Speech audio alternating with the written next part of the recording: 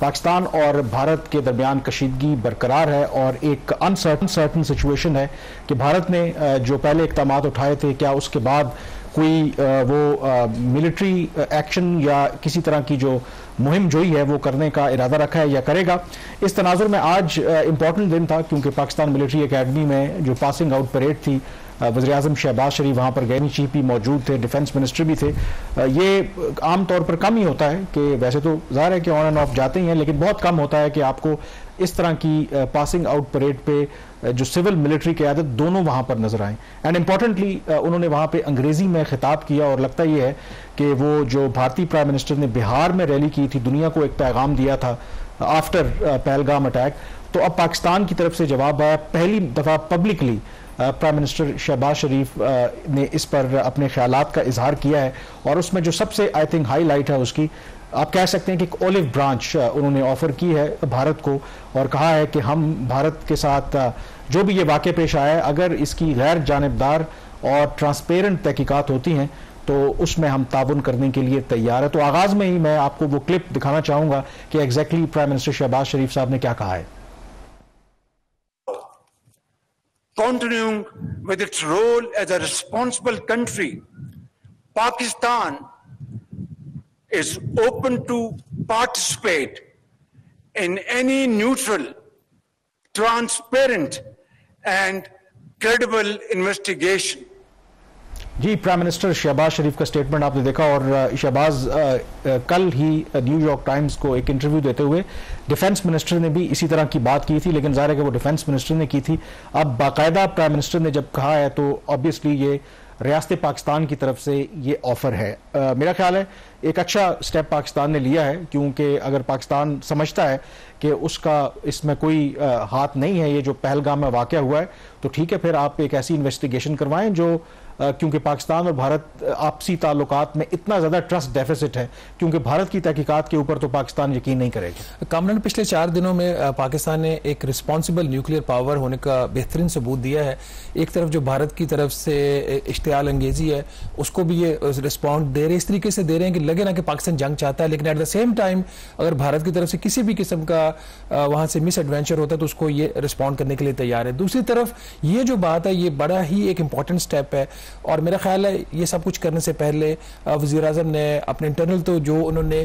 Consultation की होंगी, जो हमारे एक्सटर्नल पार्टनर्स हैं उनसे भी बात की होगी। इसका मतलब ये है कि कल किसी भी लेवल से अगर हम इसको देख लें, अगर फॉर एग्जांपल यूनाइटेड नेशंस के फोरम से ये एक क्रेडिबल इंडिपेंडेंट एक प्लेटफॉर्म हो सकता है, अगर कोई भी इन्वेस्टिगेशन लॉन्च होगी तो पाकिस्तान उसमें पार्टिसिपेट करने को तैयार है। This is the major development और एक दफा फिर ये चीज जाहिर करता है और एस्टेब्लिश करता है कि भारत जितनी मर्जी बड़ी जमहूरियत अपने आप को कहे, जितना मर्जी बड़ा मुल्क हो जाए, जितनी मर्जी बड़ी इकॉनमी हो जाए, लेकिन जब रिस्पॉन्सिबिलिटी की बात आती है तो वो वहां से रिफ्लेक्ट नहीं होती। पाकिस्तान उसके जो भी हालात हों, जिस किस्म के भी वाकयात हों, इस तरह का जब कोई वाकया होता है तो इसने हमेशा एक जिम्मेदार न्यूक्लियर पावर होने का सबूत दिया है। मेरा ख्याल है कि भारत वैसे तो उसका ट्रैक रिकॉर्ड ये है कि जब भी पाकिस्तान और भारत के जो मसाइल की बात आती है तो वो तीसरी जो ताकत है या थर्ड पार्टी मीडिएशन उसके हमेशा खिलाफ रहा है। लेकिन ये वाकया क्योंकि इतना संगीन नौयत का वाकया है और पाकिस्तान ने प्राइम मिनिस्टर ने भी इसे ट्रेजेडी करार दिया, तो भारत को इस ऑफर को कबूल करना चाहिए। अगर उनको लगता है, उनके पास सबूत हैं कि Pakistan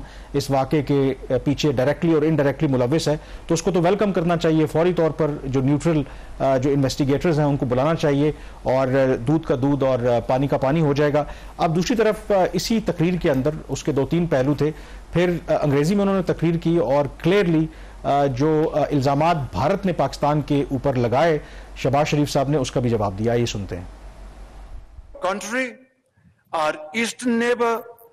continues a pattern of exploitation, leveling baseless allegations and false accusations without credible investigation or verifiable evidence. The recent tragedy in Pahalgam is yet another example of this perpetual blame game which must come to a grinding halt.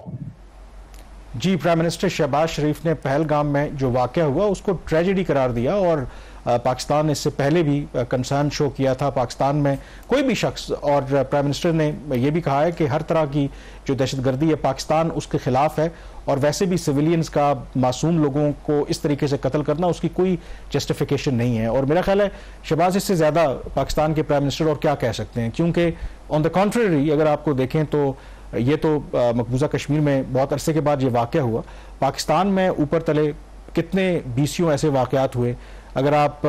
जो Jafar train express का वाक़या, hijacking हुई, वहाँ पर innocent लोगों को शहीद किया गया, लेकिन भारत की तरफ से कोई स्टेटमेंट कभी भी सामने नहीं आया। मेरा ख्याल ये जो तो इससे बढ़कर और भारत से क्या चाहेंगे कि पाकिस्तान इसे ट्रेजेडी भी करार दे रहा है, पाकिस्तान इसकी मजम्मत भी कर रहा है, पाकिस्तान इंक्वायरी करवाने के लिए भी तैयार है। कामरान, जो बेबुनियाद इल्जामात लगाना ये तो भारत का वतीरा रहा है।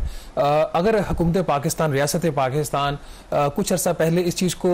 बड़ा एक प्रोएक्टिवली इसको टैकल करती तो शायद आज भारत को इस तरीके से इल्जामात लगाने की उसको जरूरत ना होती। ये जो जाफर एक्सप्रेस का जो वाक़या था, ये जितनी बड़ी ट्रेजेडी थी, एक ट्रेन के ऊपर, मेरा ख्याल हार्डली दुनिया में इस तरह के चंद वाक़यात हुए हैं। ट्रेन में सिविलियंस की ट्रेन थी, उसको रोका गया, उसमें मासूम लोगों को शहीद किया गया।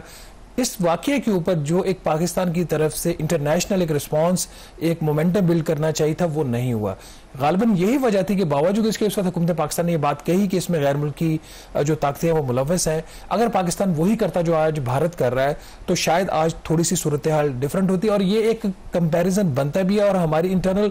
सोल सर्चिंग का भी एक मौका है कि जब भी कोई ऐसा वाक़या हो, हमने माजी में ये बात की, फॉरेन ऑफिस, आपको पता जो ब्रीफिंग्स भी हुई उसके अंदर भी ये बात हुई कि पाकिस्तान के अंदर भारत ने कुछ ऐसे उसमें दहशतगर्दी के वाक़यात किए जिसमें लोगों को मारा गया। हम उस तरीके से उस चीज़ को ग्लोबली कैश नहीं करवा सके, भारत को उसका ग्लोबली जिम्मेदार नहीं ठहरा सकते। ये ऐसे वक्त में हो रहा था, आपको पता है कि जब कनाडा के अंदर ये एक बहुत बड़ा मोमेंटम बना हुआ था, वहां पे जो भारत की दहशतगर्दी के जो वाक़यात थे उसके ऊपर कैनेडियन गवर्नमेंट ने एक्शन लिया। तो हमें अगर वो कर लेते, आज भी अगेन पाकिस्तान ने रिस्पॉन्सिबल स्टेट का जो एक मुजाहरा किया है, जाफर एक्सप्रेस की भी बात हो रही है और साथ उसके पहलगाम। और आपने बलूचिस्तान का जिक्र किया है, मैं यूट्यूब के ऊपर एक इंटरव्यू देख रहा था, जनरल वीपी मलिक जो भारत के फॉर्मर आर्मी चीफ हैं, तो उनसे जब सवाल हुआ कि क्या अब भारत को खुलकर बलूचिस्तान में जो मुदाखलत करनी चाहिए पहलगाम हमले के जवाब में, तो उन्होंने ये कह ही दिया, एतराफ़ कर लिया कि इस तरह के जो ऑपरेशंस होते हैं कोवर्ट होते हैं, यानी कि खुफिया तौर पर ऑपरेशन किए जाते हैं, और रियासतें जब खुफिया ऑपरेशंस करती हैं तो उनको ओन नहीं करती। तो इसका मतलब है कि वो एडमिशन है उनकी तरफ से कि यस बलूचिस्तान में हम मुदाखलत कर रहे हैं लेकिन उसको ओन नहीं करेंगे। अब जहां शहबाज शरीफ ने इल्ज़ामात का जवाब दिया, मुस्तरद किया भारत की तरफ से जो लगाए गए, उन्होंने ये भी कहा कि पाकिस्तान हर तरह की दहशतगर्दी की मजम्मत करता है और पाकिस्तान खुद दहशतगर्दी का एक विक्टिम है। क्या कहा उन्होंने, आइए सुनते हैं। Pakistan on the other hand has always condemned terrorism in all its forms and manifestation. As the world's frontline state, that is Pakistan, against terrorism, we have endured immense loss with our 90,000 casualties and economic losses beyond imagination exceeding $600 billion. Who would understand this searing, excruciating pain better than we Pakistanis? जी, इसमें कोई शक नहीं है, जो prime minister ने हक़ाइक़ बयान किए, 90,000 जो जानों की कुर्बानी, उसके अलावा फिर जो पाकिस्तान के इकनॉमिक लॉसेस हैं, अदरवाइज जो पाकिस्तान का सोशल जो इकनॉमिक फैब्रिक है पिछले 20-21 साल में तबाह हुआ है, नो क्वेश्चन अबाउट इट कि उस पर कोई डाउट नहीं कर सकता। एक चीज़ जो मुझे स्ट्राइक की कि पहले तो हम कहते थे कोई $150 बिलियन की बात करते थे जो लॉसेस थे, यहाँ पर $600 अरब की शहबाज शरीफ साहब ने बात की। ये फिगर पहली दफ़ा सामने आया है और वो रिटन स्पीच कर रहे थे, ऐसा भी नहीं था कि कोई उनसे गलती से उन्होंने ये फिगर कोट कर दिया। ये नंबर सरप्राइजिंग है क्योंकि जो इकोनॉमिक सर्वे ऑफ पाकिस्तान जिसमें ये जो तमाम लॉसेस थे सिंस 2001 जब पाकिस्तान वॉर ऑन टेरर का हिस्सा बना था तब से लेके जब आखिरी सर्वे छपा और ये PMLN की गवर्नमेंट थी जब उन्होंने अमेरिकन हुकूमत के कहने के ऊपर वो चैप्टर खत्म कर दिया था, उसकी वजह से ये दी गई थी चूंकि अब उस तरीके से वॉर ऑन टेरर लड़ी नहीं जा रही और पाकिस्तान में उस किस्म के नुकसान नहीं हो रहे। तो जो आखिरी चैप्टर जो छपा था जो कि वजारत खजाना का एक क्रेडिबल डॉक्यूमेंट है उसके मुताबिक उस वक्त तक जो लॉसेस लॉसेस थे तकरीबन 15 साल में, वो 150 अरब डॉलर के करीब थे। इसमें दोनों डायरेक्ट और इनडायरेक्ट लॉसेस थे। जो लॉस ऑफ लाइफ था वो इसके अलावा था, तकरीबन 70,000 का फिगर उस वक्त काउंट होता था। इसके अलावा जो इनडायरेक्ट लॉसेस में इन्वेस्टमेंट लॉस, टैक्सेस के लॉसेस, डायरेक्ट लॉसेस में जो इंफ्रास्ट्रक्चर का लॉस, उसके बाद डॉक्टर हफीज पाशा साहब ने अपनी किताब में ये इन लॉसेस का जो नंबर दिया था तकरीबन 252 अरब डॉलर दिया था। अब इसको फर्दर देखने की जरूरत है कि 600 अरब डॉलर जो मोर देन डबल बनता है जो एक्चुअल लॉसेस अभी तक इंडिपेंडेंटली भी पाकिस्तान में वेरीफाई इस वक्त उसको चलें फिर कभी इन्वेस्टिगेट करेंगे, देखेंगे कि शहबाज शरीफ साहब ने जो फिगर दिया, बट ये तो फैक्ट है कि बिलियंस ऑफ डॉलर्स का हमें नुकसान जो बलूचिस्तान में लॉसेस हो रहे हैं, नुकसान आज भी हो रहे हैं, दहशतगर्दी की जंग की वजह से ही वहां पे जो भी कोई नई उन्होंने असेसमेंट की हो। और उसमें अब दूसरा जो अभी तक जो भारत ने इकदाम लिए हैं उसमें जो एक बाकी जो फैसले हैं, आपको पता है कि मिलिट्री एडवाइजर्स को निकालना, बॉर्डर बंद कर देना, वीजे ना देना, ये माजी में भी जब भी पाकिस्तान और भारत के दरमियान कशीदगी बढ़ती है तो इस तरह के इकदाम दोनों ममालिक उठाते रहते हैं। लेकिन जो एक फैसला जिसका बड़ा दूर रस जो नताइज हैं वो मुरतब होंगे पाकिस्तान के ऊपर, वो है जो सिंध तास मुआहदा है जिसको उन्होंने मुअत्तल किया है। और आज कुछ ये भी इतलात थी कि जो जेलम रिवर है वहां से अनअनाउंस्ड बगैर पाकिस्तान को इतला दिए उन्होंने पानी भी छोड़ा है भारत ने। तो ये भी एक इंडिकेशन है कि भारत कैसे पानी को बतौर एक हथियार के तौर पर इस्तेमाल करना चाहता है। अब इसके ऊपर प्राइम मिनिस्टर शहबाज शरीफ साहब ने आज पाकिस्तान मिलिट्री एकेडमी काकूल में खिताब करते हुए क्या कहा है, आइए सुनते हैं। That water is a vital national interest of Pakistan, our lifeline, and for our 240 million people, let there be no doubt at all. Its availability would be safeguarded at all cost and under all circumstances, inshallah.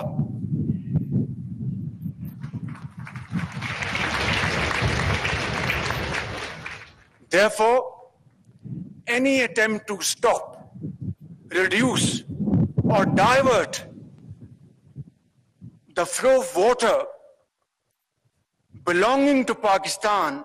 under the Indus Waters Treaty would be responded to with full force and might, and nobody should remain under any kind of false impression and confusion. जी, prime minister Shehbaz Sharif की तरफ से दो टोक मौक़िफ़ सिंध तास मुआहदे से मुतालिक, और मेरे ख्याल में होना भी चाहिए क्योंकि बाकी मामला तो अपनी जगह पे, क्योंकि ये एक ऐसा मामला है, हो सकता है कि बाकी जो टेंशन है